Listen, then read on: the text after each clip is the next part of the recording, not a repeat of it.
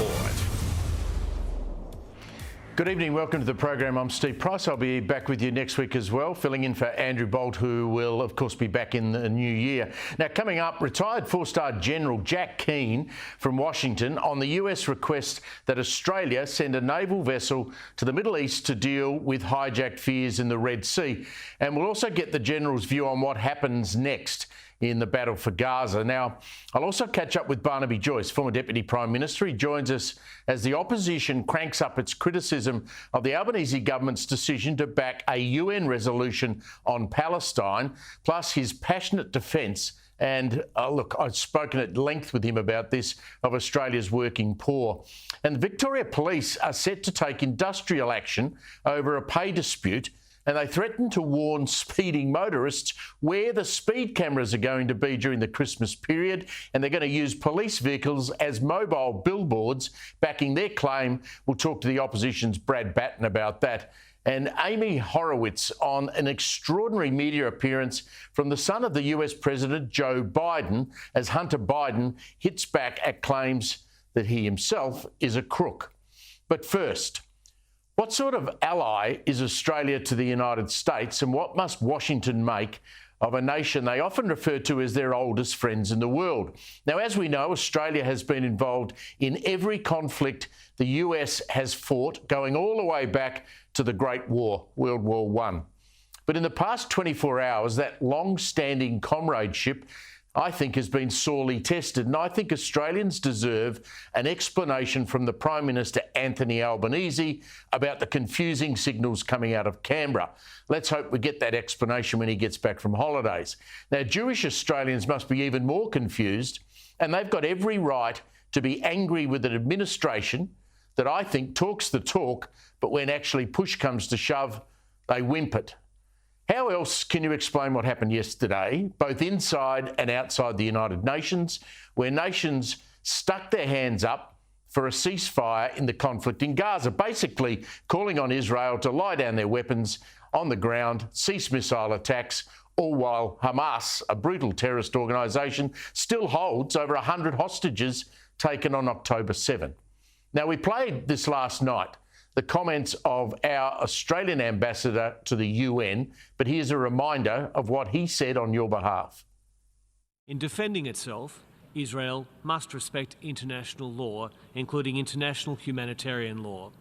Civilians and civilian infrastructure, including hospitals, must be protected.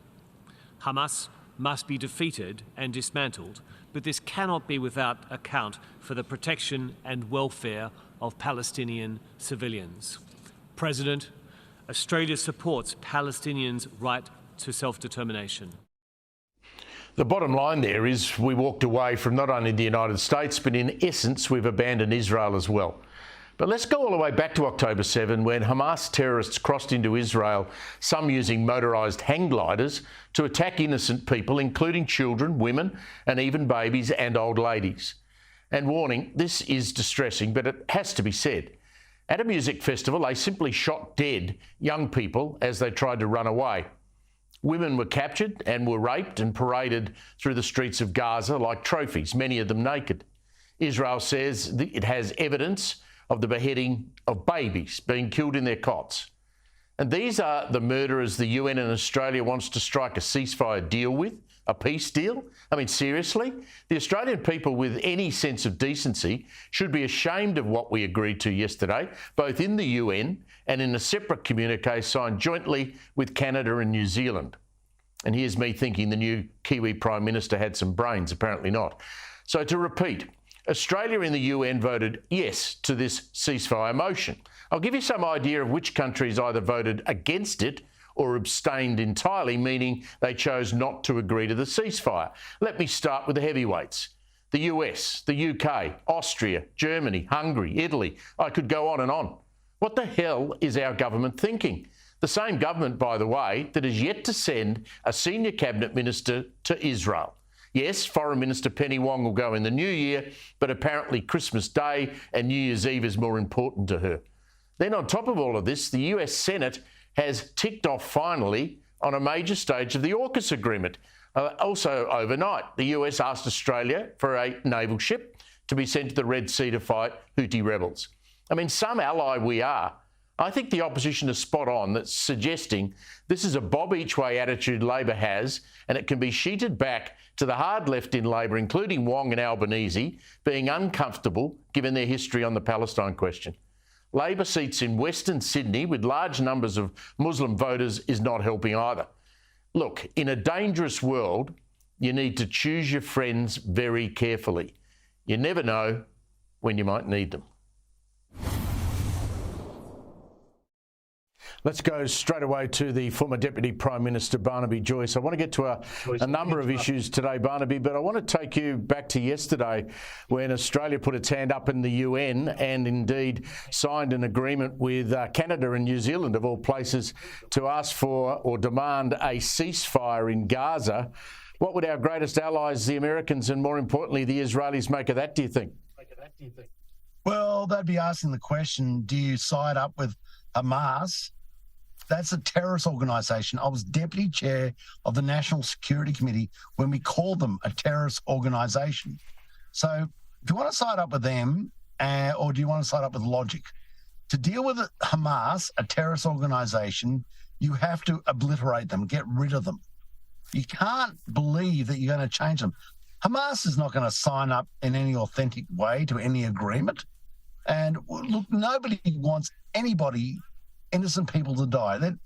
That is ubiquitous. Forget the idea that people think that one life is worth more than another. It's not. But Hamas must be removed, because if we don't, what we're experiencing now, we're just going to experience again, and in a matter of 5 years, 4 years, whatever. Because they'll just get together again, dig more tunnels, dig more command centres, build more rockets, and plan their next attack. And we just can't prevail like that. Remember, the Egyptians don't want these people in Egypt. The Saudis don't want them in Saudi Arabia. The Jordanians don't want them in Jordan. So even those close to them understand these people perfectly. They understand them as a terrorist organisation. So the motivation for what we did yesterday, at the behest, I presume, of the Prime Minister, although he's on holidays at the moment, what is the motivation there? Are they pandering to local political issues in their own seats, as the opposition claimed yesterday, or do they just not understand what's going on in Gaza with Hamas? The answer to that is both. They are pandering to issues pertinent to their seats, and they also have this sort of wondrous understanding of the realities of a terrorist organisation. We are not dealing with a Palestinian issue. We're dealing with a terrorism issue, and people have got to clearly separate the two. It is not a Palestinian issue. It's a terrorism issue, and we're trying to deal with a terrorism issue, and the Palestinian issue is something entirely different. I said at the beginning of the program, we've got to take ourselves back to October 7. Babies were beheaded, women were raped and paraded around the streets of Gaza naked. You had old 80-year-old women kidnapped. Indeed, I spoke to the son of one of those women who's still being held by Hamas. How can we be dealing with these people when they have done such heinous, awful, blood-curdling things? Raped and then shot, raped and then murdered, with people laughing. And just remember, and you've got to put Australia in this position. Imagine if it happened to us. Imagine if it happened to us. I mean, we are so blessed that we're so blessed because it's just not going to happen to us. We're so unlikely because we've got such great neighbours. But if it happened to us, would the Australian people say, oh, well, we want to find the median ground on this? No, the Australian people would say to us, black, white and brindle, no matter what their faith, mate, we want this sorted out. We want this terrorist organisation obliterated. We want our freedom back, and any other issues. And I understand there are other issues out there. I'm not a fool. I understand there are other issues that are very pertinent to the Palestinian people. But let's separate it. The Palestinian people and a terrorist organisation, even if they voted for them, the terrorist organisation called Hamas, we have to see them as two different entities. And unless you deal with it like that, we're never going to get to the bottom of this problem.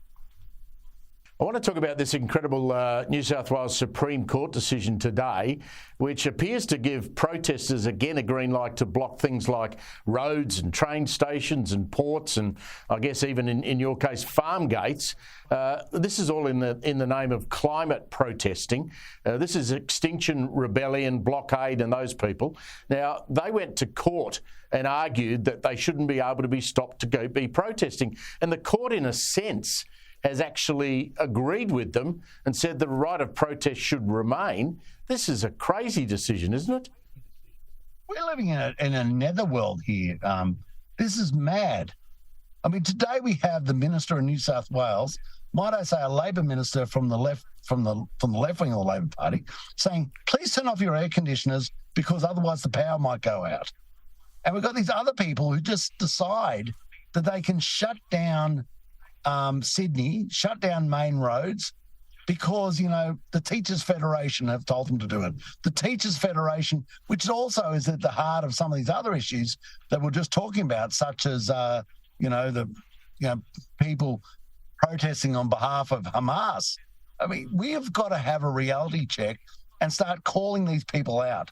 And this crazy cult, which is renewables under the Labor Party path to 2050, 2030, you've got to understand it is a cult. And people who are part of a cult they do not want to listen to logic. They don't care about what they do. They're inspired by the stars, inspired by, the gum leaves, and they believe they have a right to completely intrude on your life. And, I want the Australian people to get an epiphany about this, and that's why I'm organising a part of the process of organising a demonstration in Canberra on the 6th of February at 10 a.m. to try and get people to understand that we can't go on like this. We are going to make ourselves broke. And every time we say, we give latitude to, the wondrous spirits who believe that it's their right to ride a canoe into the middle of the Sydney Harbour Bridge and shut down the traffic, we're going to say, no, bugger off, mate. You can't do that. Talking about protests and people needing a reality check, you reckon Chris Bowen might need a reality check? He was at COP28. I mean, they couldn't even really come up with any sort of deal that they could all agree on, but they're now using the words, we've got to transition away from fossil fuels, and they held this COP28 in the UAE in Dubai on a desert where oil spews out of the ground. That was the most bizarre thing I've ever witnessed. And yet we have Jim Chalmers saying we're going to go to another surplus. Well, Jim, how are we going to get there without coal exports and gas exports? I mean, this is another part of that naivety, this Peter Pan logic, this crazy adoration of this cult, that we have Christopher dancing, prancing Minister Bowen over there at COP28 in Dubai, talking to the people in their corporate jets and their corporate yachts, all having a jolly good time. And just in front of me here is the town of Woolbrook, where we've got people who are poor and people who can't afford their power bill. And we've got them all around me. I live out in the bush, and poor people are going off the grid because they can't afford their power bill. And we've got people who are basically going, I know it, we're homeless. And they watch this rubbish in Dubai with these mega rich people and these entitled politicians dancing around talking about how they're going to, reduce the temperature of the globe, but they can't even fix the cost of living. I mean, if you're such a wondrous spirit, if you're so endowed by God, then come home and fix the cost of living. And if you can't fix the cost of living at home, don't think you can change the temperature of the globe from Dubai. When you walk into to Parliament and you look on the other side of the dispatch box when Parliament's sitting, and you see a lot of those senior cabinet ministers hold inner suburban Sydney seats, and I talk of people like Tanya Plibersek and Anthony Albanese himself, Tony Burke and Bowen. do you often feel that you'd like to get them all together and say, look, I'm going to hire a bus, jump on it, and I'll take and show you what the real Australia actually looks like so you can start making some sensible decisions? Yeah, of course. I'm just in front of the town where I was school captain, Walbrook Public School. And I remember taking people into there and I say, you know, there's a house, people live in it. And they go, no, it doesn't. I go, well, why is smoke coming out of the chimney then? And, you know, people don't understand what poverty in Australia looks like. They just don't. They've got no concept of it at all. And I'm not talking about, we've got black fella poverty and we've got white fella poverty. We really have. That's why I wrote the book, Weatherboard 9. And I just get so annoyed when you get people just oblivious to it. And it's just, it's, you know, you take Annandale, Balmain, you know, all these areas, they're multiple times, you know, 2 and 3 times the average income of other parts of Australia. They can afford it because they can afford the power bill because it's such a small part of their income. And good luck to them. God bless them. They've done very well in their life. But you come out here and, you know, once they can't afford their power bill, they don't have power. And that means we've got Australians that are fair income, as we call it out here, they're proper poor. And do you think that's right? Does it make you cry sometimes?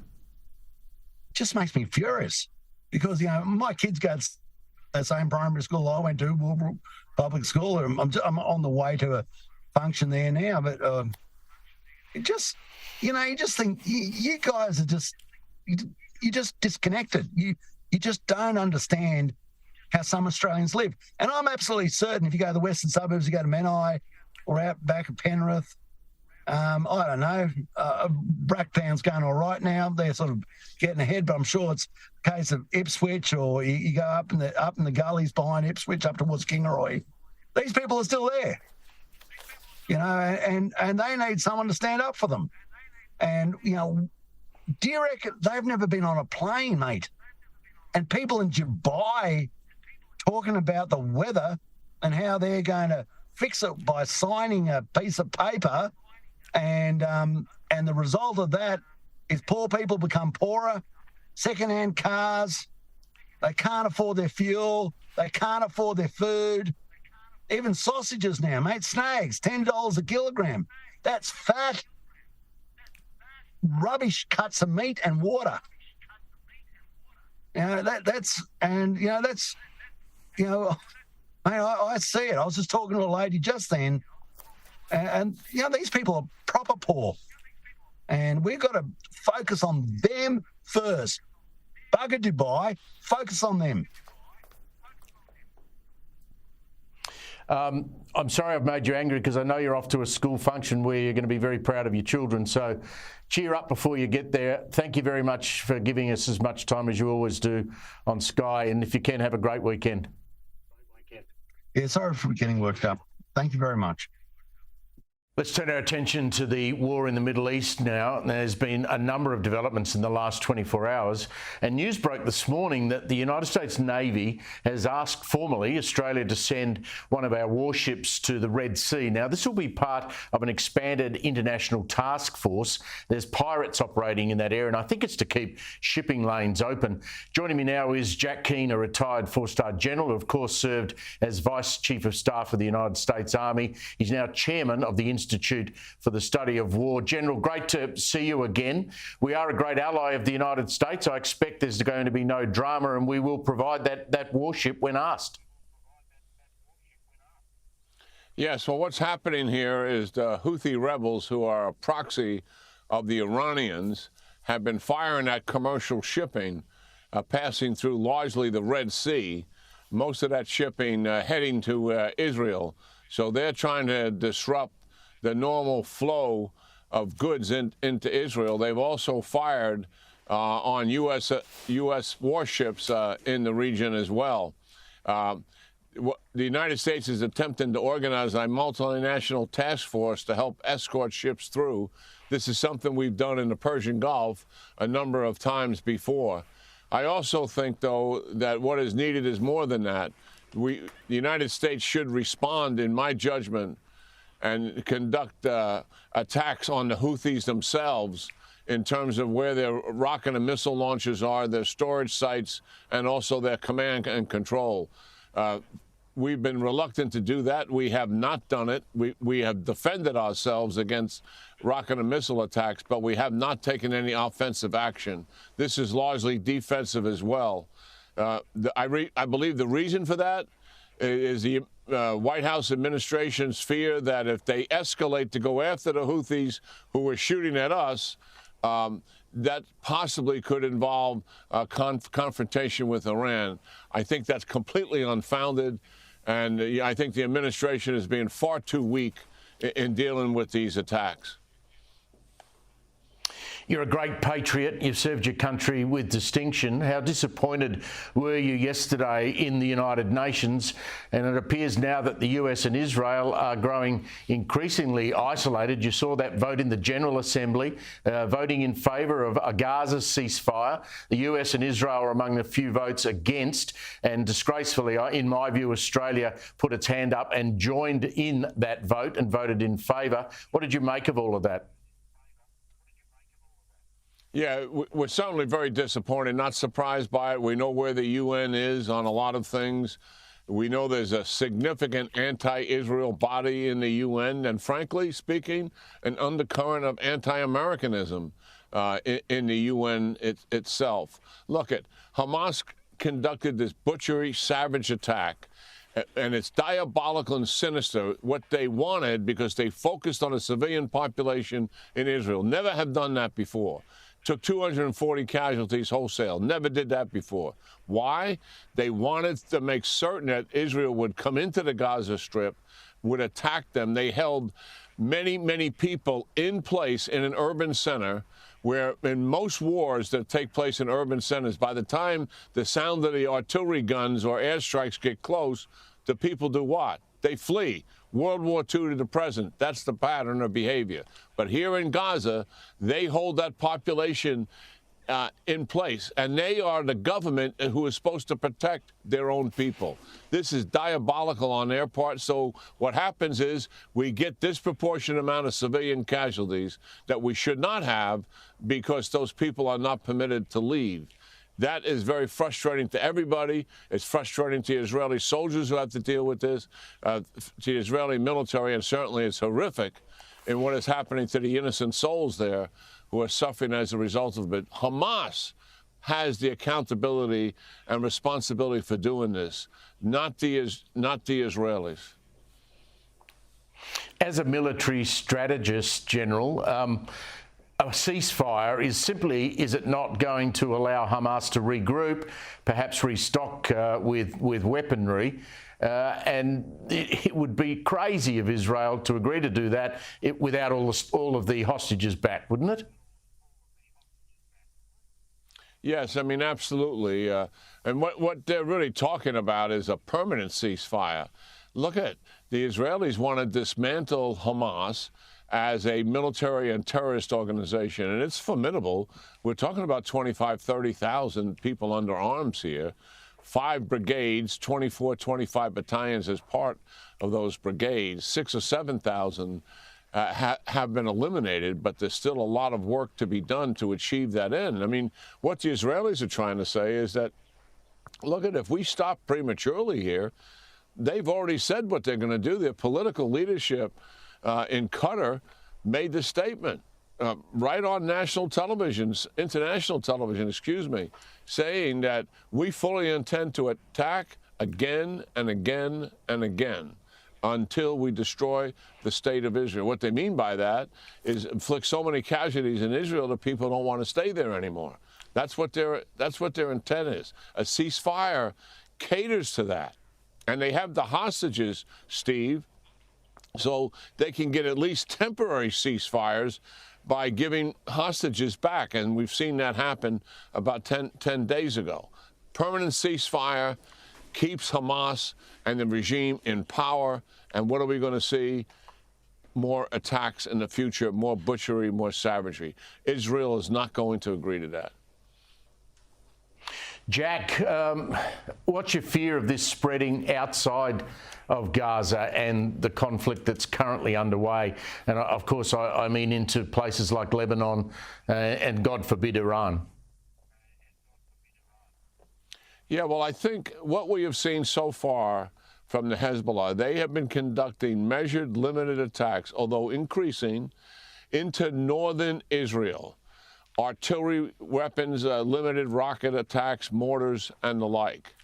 What we have not seen, and they have not taken this action, is unleashing the 130,000 sophisticated rockets and missiles that they have that can reach any town or city in Israel.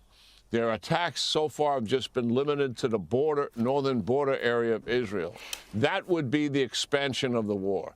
If that took place, Israel would conduct massive air attacks on the Hezbollah in Lebanon. If they were not able to achieve the objective of shutting it down, and the casualties were still rising in the towns and cities in Israel because the Hezbollah is overwhelming their air defense systems, they would likely ask the United States for assistance in terms of using United States air power. For our audience to understand, Israel from 1948 to the present has never asked anybody to assist them in fighting a war against their adversaries.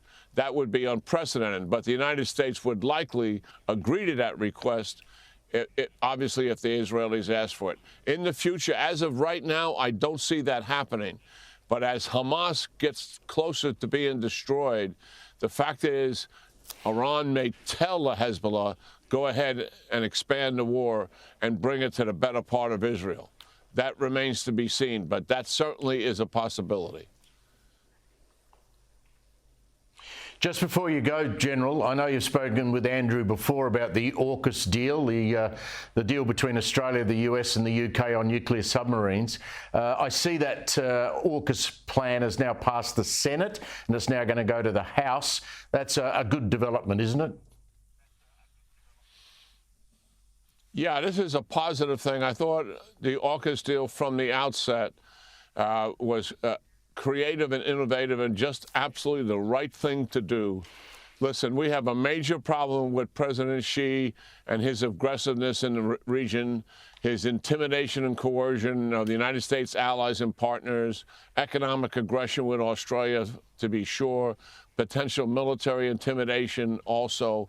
The fact that we're coming together as allies and partners to deter China from starting a war. That's the objective here. Put in front of them capabilities that they look at and see and say, that is too much cost for us to start a war in this region in our attempt to dominate and control it.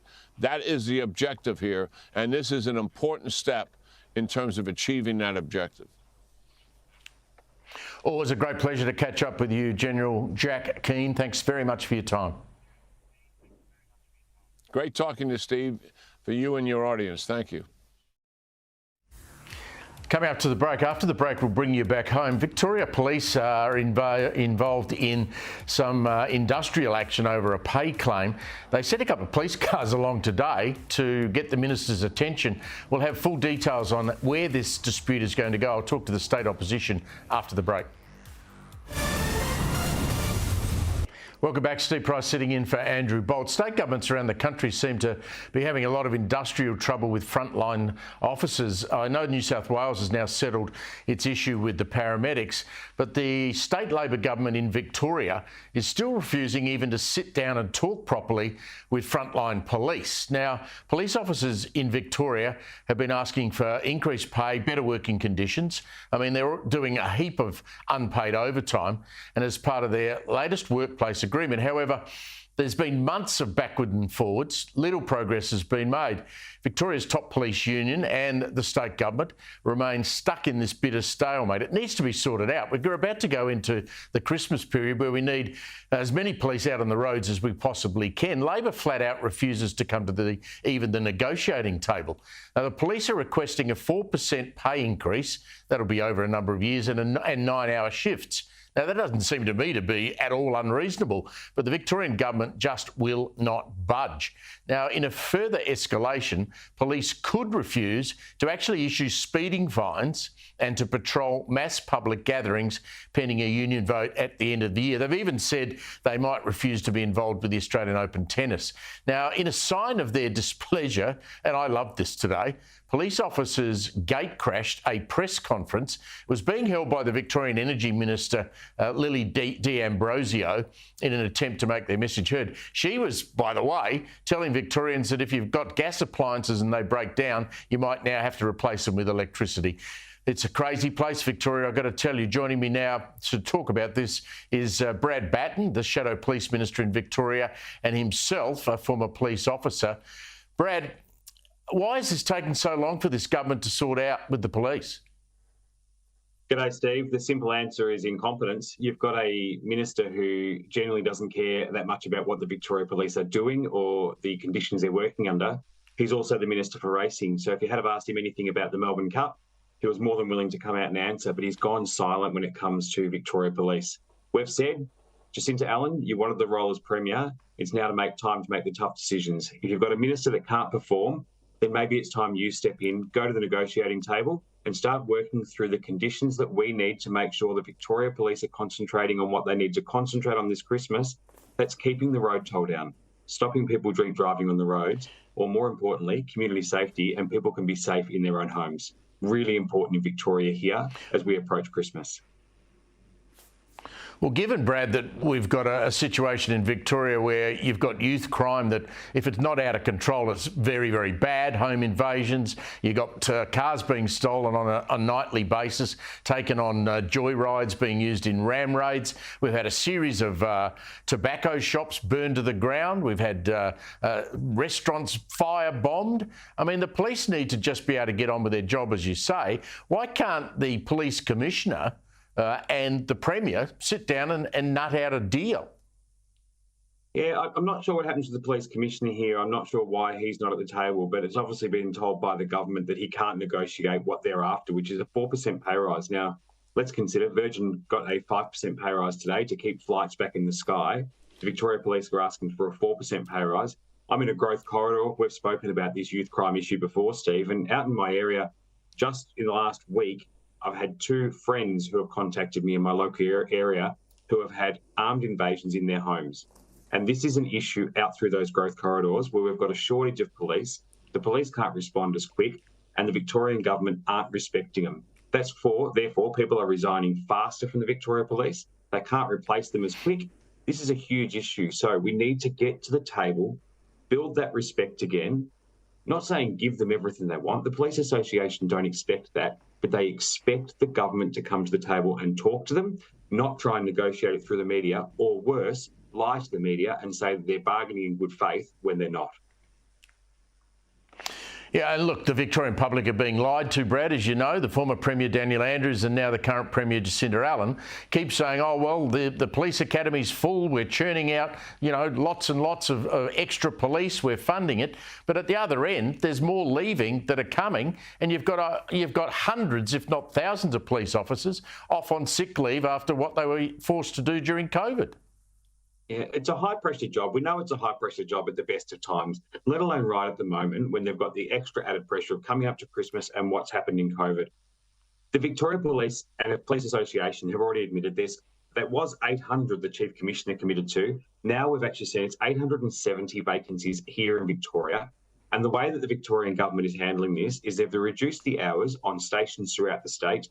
In 43 Victoria Police stations, you can no longer go to the counter to get support during specific times of the day or evening. That's simply not good enough. Or we're seeing them trying to move single-man stations in regional areas back into those areas like the 24-hour stations to support the bigger communities. We've got the simple answer. Build respect. Go back to the negotiating table. Not deliver everything they're after, but sit down with the Police Association. Wayne Gatt is one of the most reasonable people I've dealt with. What can we do to ensure that we get Victoria Police back on the road? Community safety is a priority. And as you said, not writing speeding fines, etc. My concern is when we're coming into Christmas, we need to make sure people know that if they get caught, they're going to get fined. our road toll's already too high. And I want to make sure, Steve, that everyone's at home for this Christmas. And the only way to do that, Jacinta Allen, bite the bullet, go to the table and sit down with the Victoria Police Association and negotiate this on behalf of all of our Victorian police members who deserve your respect. As a former copper, you know that police take industrial action. They don't take it lightly. I want you to have a look at what happened today. Lily D'Ambrosio, she's out there trying to talk about turning off the gas, and the police turned up. Have a look. You're going to have to let me talk.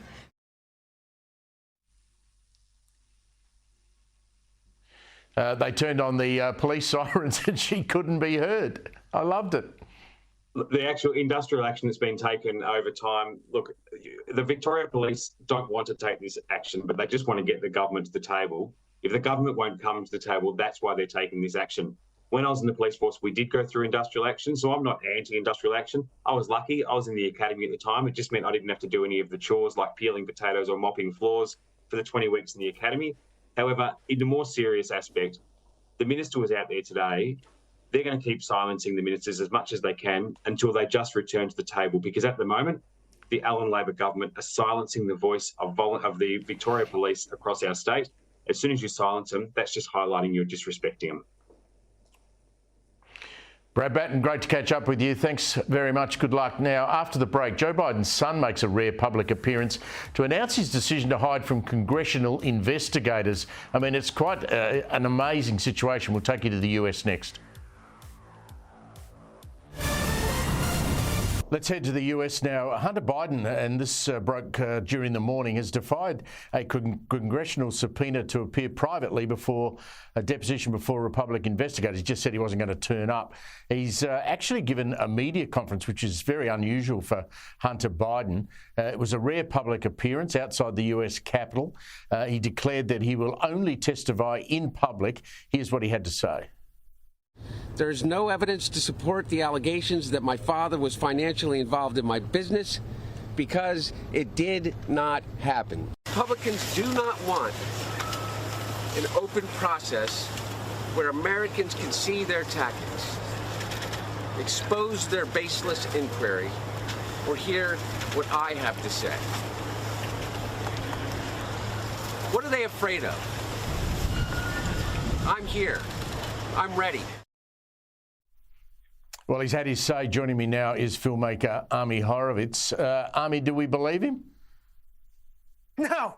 I mean, look, the whole thing is really incredible, right? You're talking about the party, the Democratic Party. We're the party for the rule of law. We're the party that wants all the governmental strictures that we had in the past. It's the Republicans who want to get rid of that. Yet when it benefits them, no. Let's forget congressional subpoenas. Those are not important. That law doesn't matter to the Democrats. It's incredible. And then, of course, look, here's a guy who hasn't paid his taxes in I don't know how many years.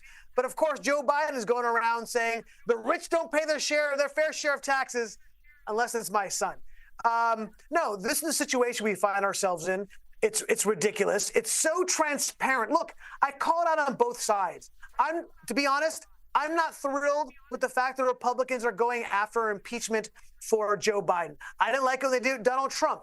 I can see why both sides are doing it. I find it awful. This is another example of that. You're in LA. How's this playing out with the public? We all know California is a heavily Democrat state, but do the public care what Hunter Biden was up to when he was, off his face on drugs and, paying prostitutes and doing all that sort of stuff? I mean, again, it depends where you are. So yes, like you pointed out, I'm here in LA. I'm at a Hollywood Christmas party. Spent a lot of time talking to some B-list celebrities, and when I talk about Hunter Biden, because of course that's what I talk about. No, they think it's all Republican craziness. They think it's the same way that we looked at the Russia persecution of Trump. They view it the same way with Hunter Biden and Joe Biden. They think it's all about nothing. Right? It's a hurricane in a teacup. I think I got that saying wrong, but you know what I'm trying to get at. But look, if you go somewhere else, if you go to the middle of the country, they think this is really important stuff. I think they're right? I mean, you're talking about the son of a president who avoid paying taxes, essentially used his Biden name for severely corrupt purposes to make millions of dollars, and didn't pay taxes on it. These are real issues. And this is look. The bottom line is, if this was Trump's sons, you better believe that Democrats would be all over this. You better believe the Justice Department would be lead on going after that. We see that with Donald Trump. It's a political persecution. Look, at the end of the day, again, I don't like this tit for tat we have in our political society here in America. But the reality is, this is the game that everybody is playing, and we better play it. Otherwise, we're the ones who are going to lose. Amy, you know the conflict in the Middle East as well as anyone. You've actually been there. A lot of commentators have been nowhere near it. I just was very surprised yesterday with the United Nations. Well, I'm not surprised. The United Nations did what it normally does, asked for a ceasefire, doesn't really understand the intricacies of what's going on. But is Joe Biden and the US, are they going to stick solid with Israel, or are they starting to wobble? Look, I have, as everybody on your network knows, over the years, I have been a vociferous critic of Joe Biden. When necessary, I have attacked Joe Biden, fairly, I think, and I like to call it as I see them.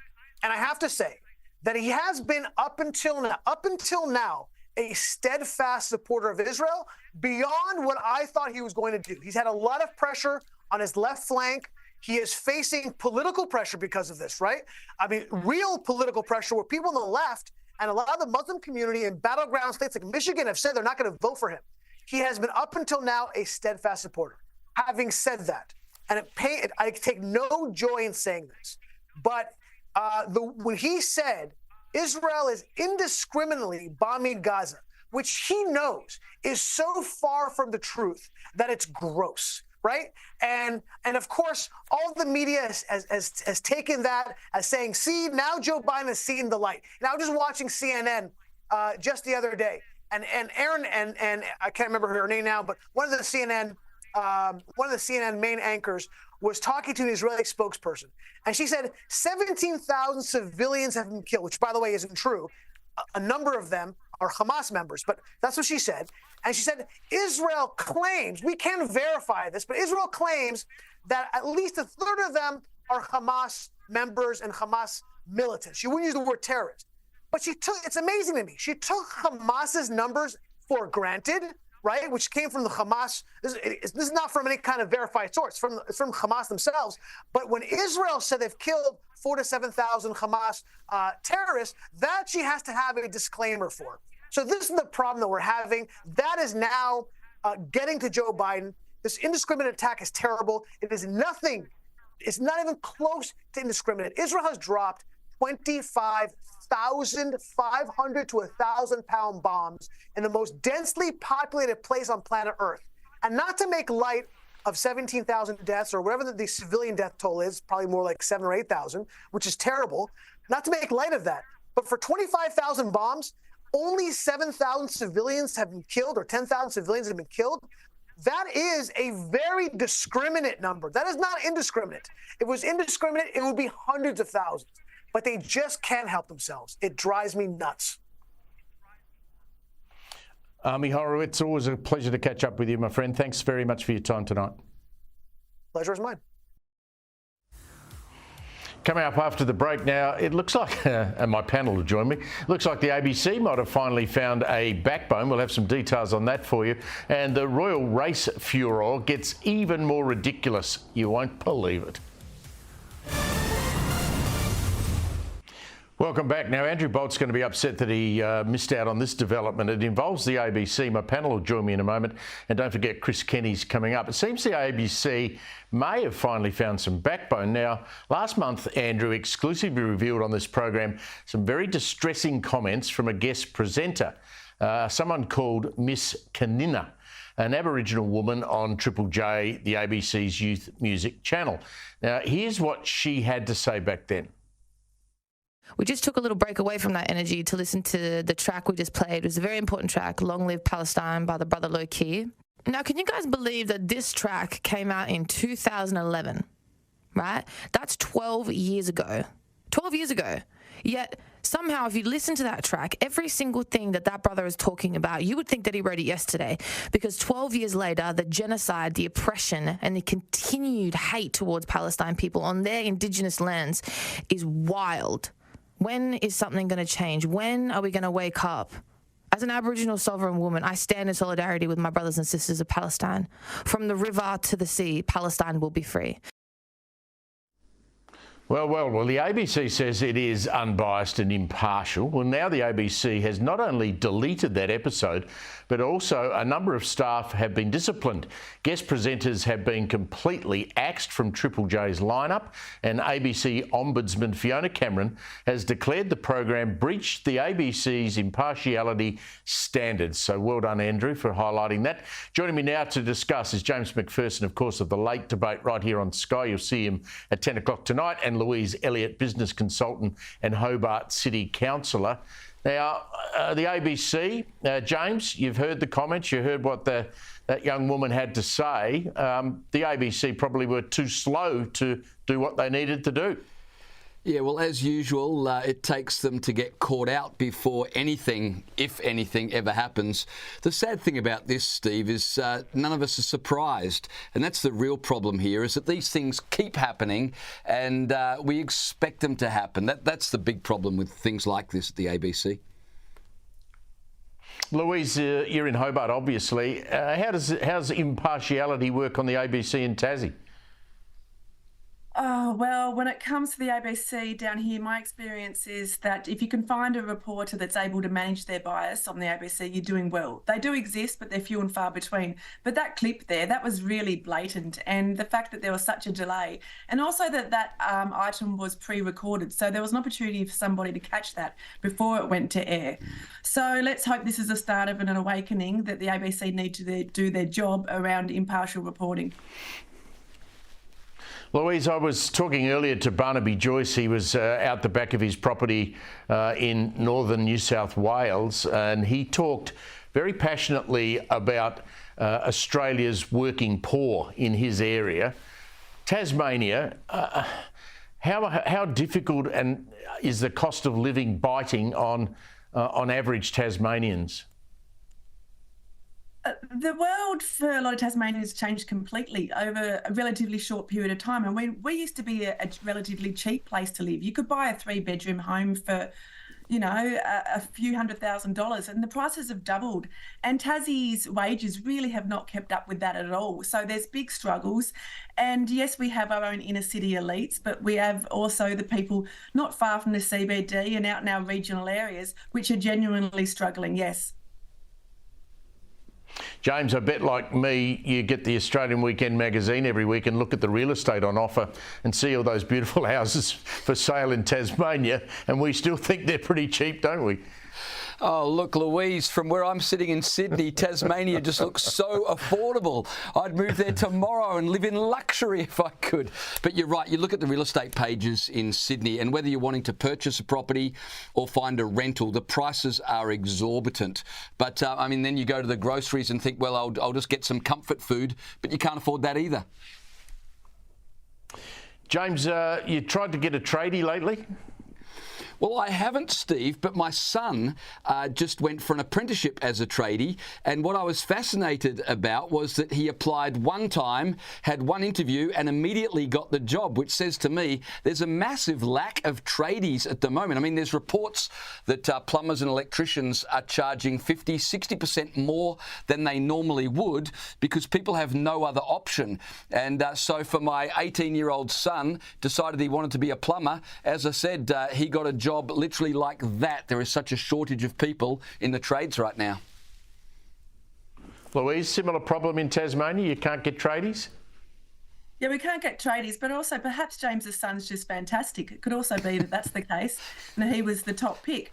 But yes, no, of course, there's big challenges. And the stats out today are like around the unemployment rate and things like that. And we're still hearing that whilst unemployment's gone up a bit, people are having real trouble getting high quality talent. And yeah, you definitely have to pay for the service. I mean, it's supply and demand, isn't it? Just like at the supermarket and whatever else. James, the most interesting thing I took out of that Barnaby chat, the coalition are going to target working Australians who are being smashed by cost of living, and that's how they think they're going to win the next election. Well, it's like saying that the sky is blue, isn't it? They're absolutely right. It's pretty obvious. And the way you win elections is you appeal to the economics that people are facing. And right now, everyone is struggling with cost of living. The government keeps saying, we've got a plan, we've got a plan. Jim Chalmers keeps writing essays and publishing them, but nothing ever happens. Well, if the coalition can have a decent plan, they'll romp it in. Thanks, James. Thanks, Louise. And thank you, everyone, for tuning in this week. Chris Kenny's up next.